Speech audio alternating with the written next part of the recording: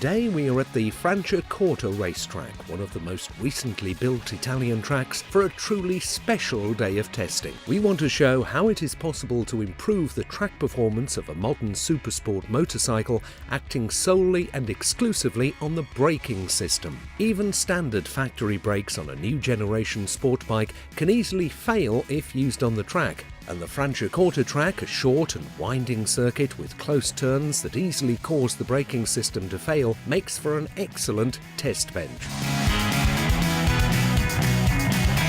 For our test, we chose the Yamaha R6 and a top-notch tester, Lucas Gasser, a world-renowned rider with experience in the British Superbike, Supersport and Superbike championships.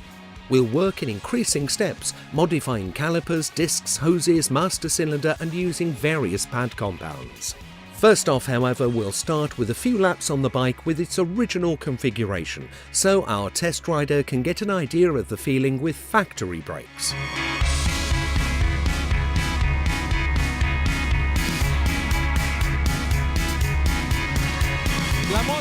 The bike with the original Equipment braking system is a good compromise for the road and the track, although, to be honest, something more powerful is needed for track use. So we'll start with the first step of changes which an enthusiast can make to ride on the track, characterised by a fairly limited investment. We'll replace the hydraulic fluid with Brembo Sport Evo 500 Plus, which is less subject to heating compared to the standard fluid, but still has characteristics that make it usable every day on the open road as well. For the first step of pad changes, we chose to test the Brembo SC, which have a sintered compound suitable for amateur sport use. The SC pads are capable of withstanding a much higher temperature than the originals, but they guarantee responsible braking even when cold, so they are also suitable for road use. Finally, we will use braided brake hoses, which are needed to give the lever a better feeling. So the R6 is ready, and we'll head to the track with the first step of changes.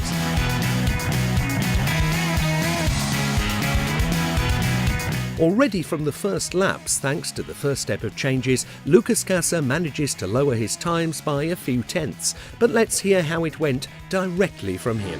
With the first change to the braking system, the brake hoses and pads were replaced.